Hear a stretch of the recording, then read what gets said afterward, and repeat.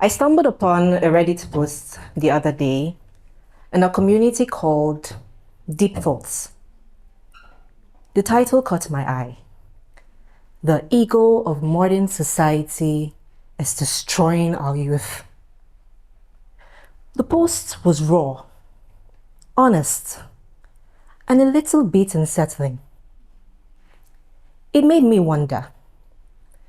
In a world that prioritizes self-expression and empowerment, have we lost sight of qualities like humility and accountability? We live in a time where boundaries are constantly changing and shifting. The boundaries between work and life, tradition and innovation, individuality and community. And then we have self-deprecation, egotism, and then self-love somewhere in the middle. Let's talk about self-love for a moment. It's everywhere. It's the hashtag under the Instagram photos, the message behind countless tweets, the big, bold titles of motivational YouTube videos. But what really is self-love? My journey to understanding self-love started with a diagnosis. Early last year, I was diagnosed with polycystic ovary syndrome, PCOS. Now, before I got my diagnosis, I did something that most of us here would do. I Googled my symptoms. By the way, don't Google your symptoms. You will only find cancer. So after my Google search, I narrowed it down to two possibilities: PCOS and cancer. I went to the lab, I ran a few tests, and I was handed a small white envelope that held my feet. I went to the pizza shop, sat down, ordered my pizza, and opened the envelope.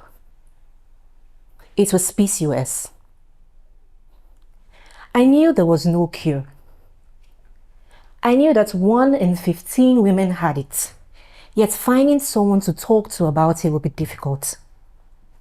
I had no family in Ghana to turn to, but I made a decision at that very moment. I refused to cry.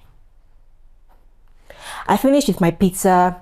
I went to the nearest nail salon. I got my first set of acrylic nails, and I absolutely hated them. But this was not about vanity. It was more about intention. If I couldn't control what was happening on the inside, I could at least be kind to myself on the outside.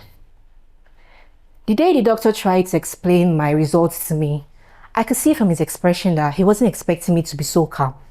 I just kept asking, so what's next? What drugs am I supposed to take? What am I supposed to do now? At some point, I even thought there was something wrong with me because I hadn't cried and I barely felt sad.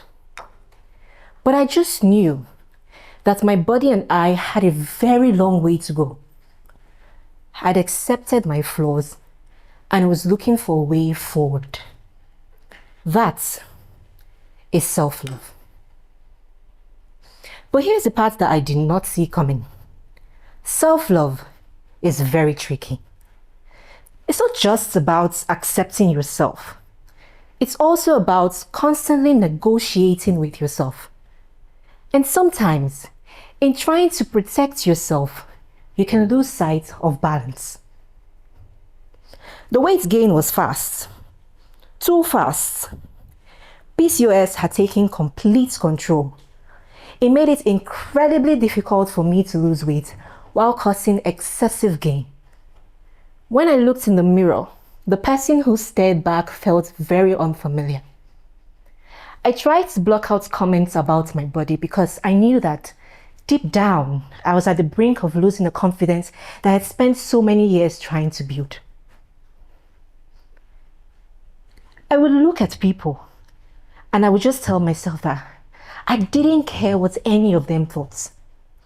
And in so doing, I I stopped listening to everyone, anyone, even those who genuinely cared. I'd mistook isolation for self-reliance and egotism for confidence. I remember I used to tell myself around that time that, no, these people cannot possibly understand what I'm going through, because if they did, they would speak to me with respect. It was always me, me, me. Then someone told me something that I can never forget. It was during one of my many rounds of egotism when I thought my group members were doing absolute nonsense and I had to do everything by myself, that one of them spoke back to me in a way I had been speaking to them, and I was taken aback. And he said, "That is how you speak to people." All the walls that I had built around myself suddenly crashed. I cried that day. I cried for the girl I no longer was. I cried for everything that PCOS had taken from me. I cried for the woman I had become. I hadn't fully processed my diagnosis or its impact on my life up until that very moment. When I asked my close friends and family members to describe me in one word, the responses were very shocking. Aggressive, bossy, difficult. That experience forced me to ask hard questions. Had I let my pain turn into pride? Had I lost sight of who I was? I spent so much energy trying to defend myself from external judgment that I had ignored an internal one. That is not true self-love. Because you see, egotism thrives in certainty. I am right, I am perfect, I am above reproach. Self-love, on the other hand, thrives in nuance.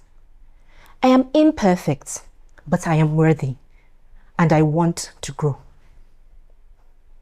The danger of blurred lines is that they force us to choose between absolutes. You have self-deprecation on the far right and egotism on the far left, and then self-love somewhere in the middle. The balance is tricky. How far is too far? How do I know when to stop?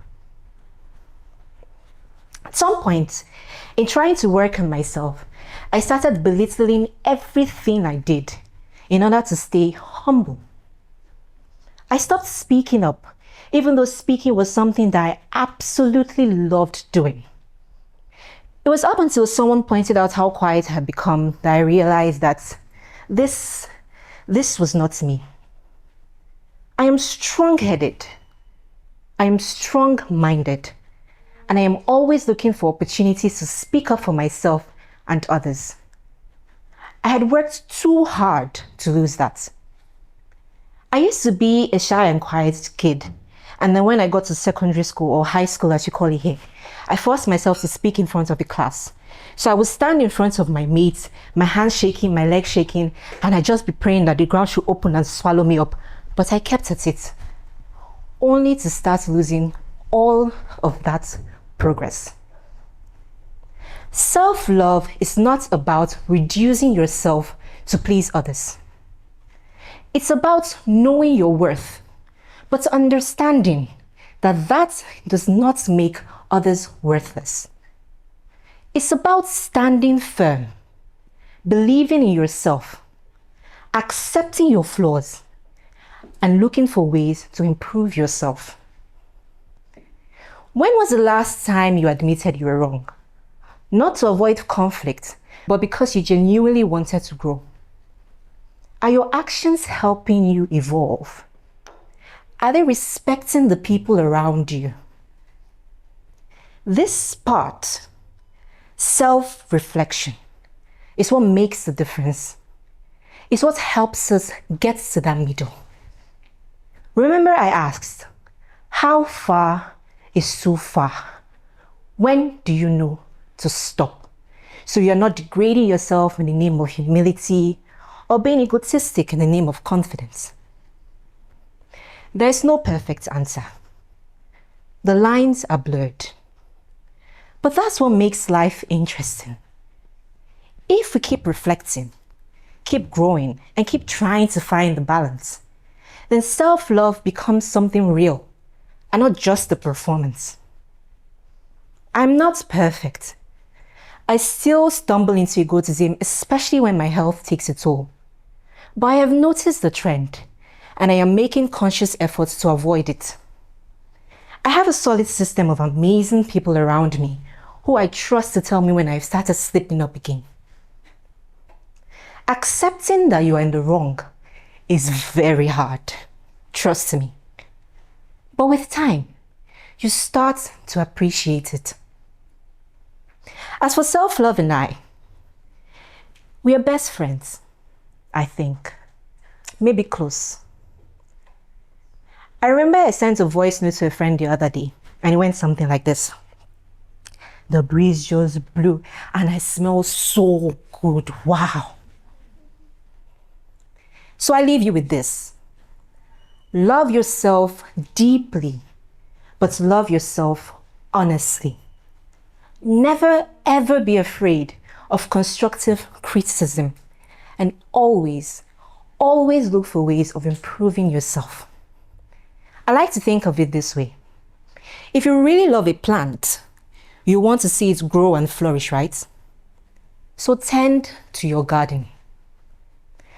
The greatest relationship you will ever have is with yourself. You are stuck with you for life. And how terrible it will be to be stuck with a person that you don't even like for the rest of your life. Treat yourself with respect and dignity. You deserve it. And in doing so, you will not only create a space for others to do the same, but grow into a better version of yourself. Looking back, I'm glad I stumbled upon that Reddit post. It really made me think. But I guess it's in the name of the community after all. Deep thoughts. Thank you.